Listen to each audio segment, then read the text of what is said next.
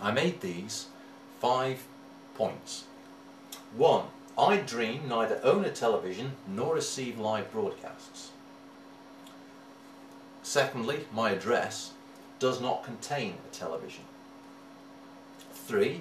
I dream am not Mr. and have no title. Find enclosed copy of public notice of understanding and intent and claim of right. 4.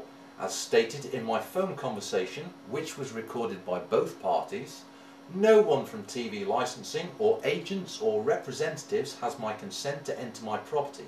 There is no invitation and you have been warned. 5. Subsequent contact with me may be charged, lawfully, contractually, man to man, mind to mind. Now this, as I understand it, is the key. It is the fact that we are men and women, womb man, woman, womb man, so it is, we're all men, but we are men of mind, and we have to act as such, because if we do not, then we are acting like children. We are not self-aware. Now it fascinated me that within a month of my own realizations and journey into recognition of ego and separation from it, that John Harris did the same thing and blogged it. So bravo John, sir, I salute you. But this is what's important. When we meet authority, or anyone claiming authority, we're actually meeting men and women, human beings, divine spirits of creation, interacting with each other. Now, it's important to make sure that they are not just going through the motions. They will have been trained and conditioned to wear blinkers and believe a certain set of rules, laws. What we must do is question, to make sure that we fully comprehend exactly what is happening to us. We must, as Green Day say, question everything. Question everything, or shut up and be a victim of authority. Or end up being a victim of authority. For instance, the word understanding has a different legal sense than the Oxford English Dictionary. An understanding is a private agreement between two parties. And I believe that to understand is synonymous with to stand under. Therefore, when you say, I understand, you are in fact standing under. Which is why people claim they do not understand when they are read their rights. Because it's a different language that's being used. No, sir, I do not understand. Because I stand under no man. We are all equal in the eyes of the law. Are we not? That's what I thought. So I don't stand under you, sir. And we should remember that at common law we have exactly the same powers of arrest as a policeman. These wonderful gentlemen who are attempting to do their best to prevent breaches of the peace, to keep a certain order. But they also serve a secondary role, the police officer. His job is a revenue raiser. So it's important when we meet such members of authority that they know that you are meeting them at common law. And therefore, if they go through with the course of actions that you believe unlawful, i.e. you haven't committed a crime, you haven't hurt or harmed anyone, you haven't deprived anyone of their lawfully owned property, you haven't been mischievous in your business dealings and contracts, and you're not causing a breach of the peace, then at common law no crime has been committed. And the point is that with all of those 4 elements, if a crime is committed, there will be a man or woman who makes a claim against you.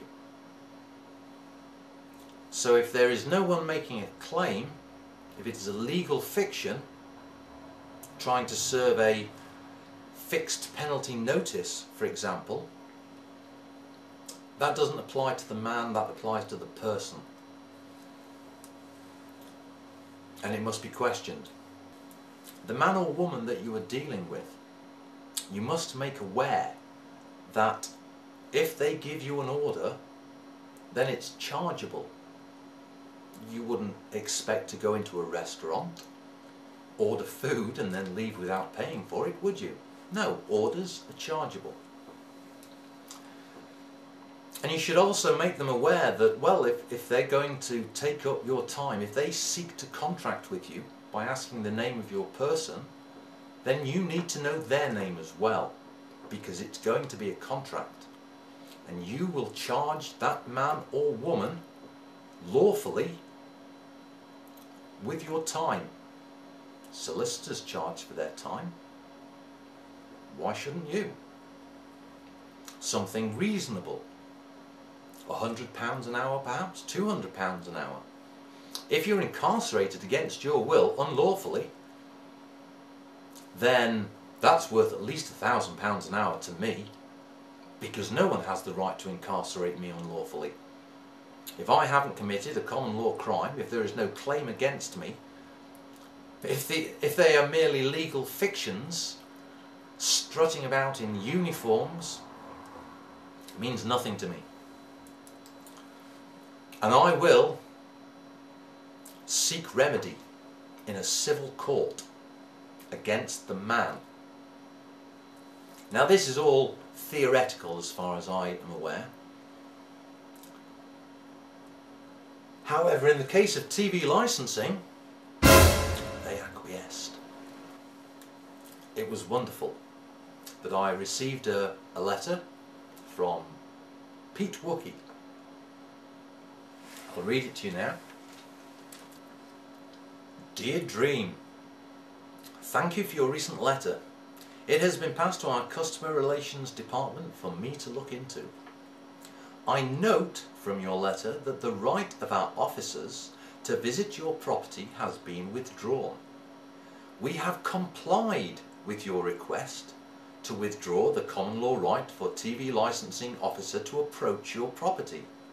This does not stop TV licensing reserving the right to use other methods of inquiry.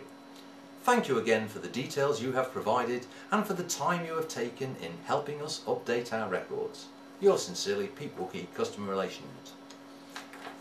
I had to write to Pete after that, without prejudice, just thanking him for acquiescing, because that's exactly what they have done. I was in the right, I have no need of a licence, but because I was feeling threatened and intimidated, I served a notice which they complied with. No title, Dear Dream. To me that was an achievement in itself. I will be doing further updates as and when I come into contact with authority and they seek to contract with me.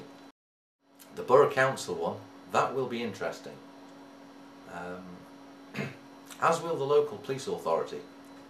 But I am a man of honour, and I wish to do what I do honourably, lawfully. And that is how I intend to proceed thereforth. It's about personal responsibility. And that is what I am doing. I am taking personal responsibility. Thank you for your time, and I look forward to updating this again in the coming months. Thank you.